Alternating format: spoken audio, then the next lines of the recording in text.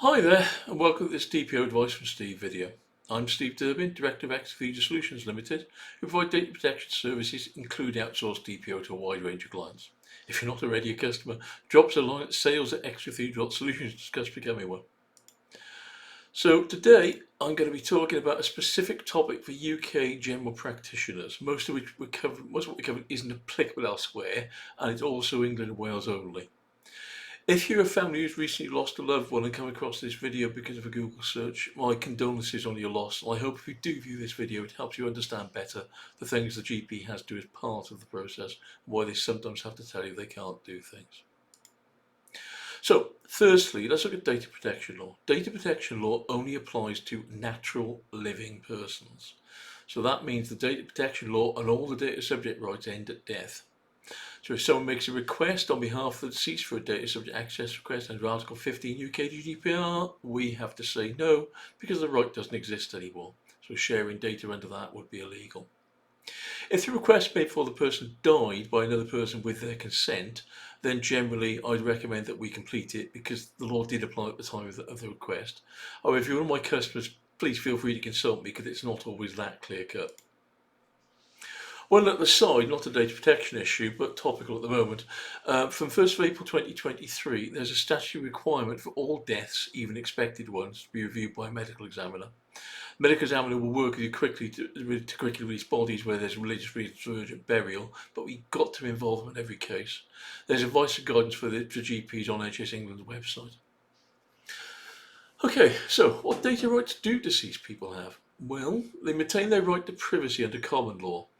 For those not familiar, common law is not written law in the sense of being acts, regulations, or so on, but it's formed from judges' decisions and statements on cases over hundreds of years of jurisprudence in England and Wales.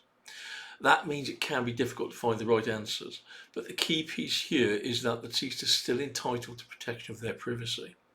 That means we generally have to respect the wishes they informed us of in life and have respect for them on other manners. So, if the deceased had stated they did not want their details or their medical condition to be shared with specific persons, even family, after death, we must respect that. It can be overruled by a court of law in terms of sharing data, but the deceased's wishes, if known, must always be taken into account. We also all know that medical records can contain some very private things, so when we release information about the deceased, we need to consider their dignity and privacy as well as the living.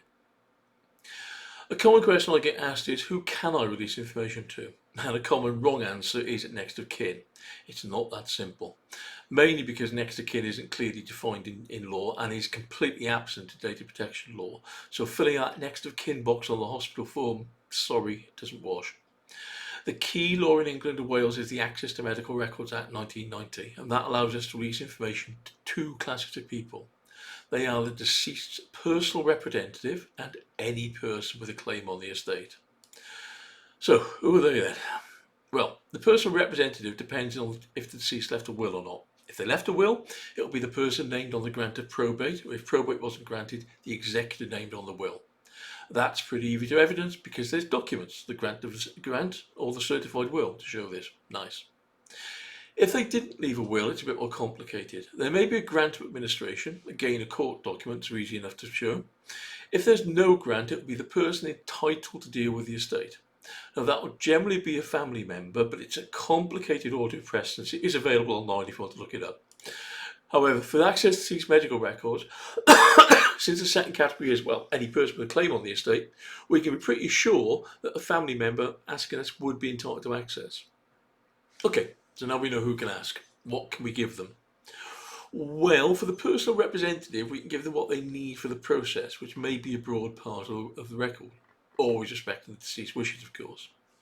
For a person with a claim on the estate, it is limited to evidence relevant to their claim, so we need to be a little bit more cautious.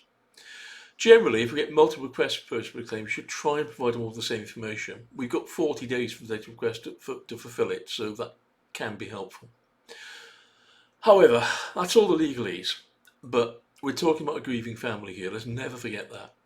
So bear in mind that you can go outside this because we're making judgment calls about the deceased's confidentiality. So, for example, if a father had died of cancer and one of their offspring after that cancer was hereditary, That's unlikely to be relevant to the estate, but there's not generally a reason for us to refuse, and certainly the father in life will almost certainly have wanted the offspring to know it.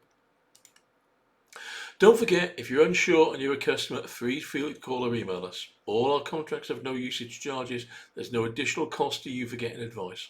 We'll normally respond same day to emails. Also, feel free to ask for topics we added to these videos because we're trying to build up a library here. If you're not a customer, feel free to drop us a line to sales@xcathedral.solutions, see if you become one. Have a great day, and I'll see you in the next video.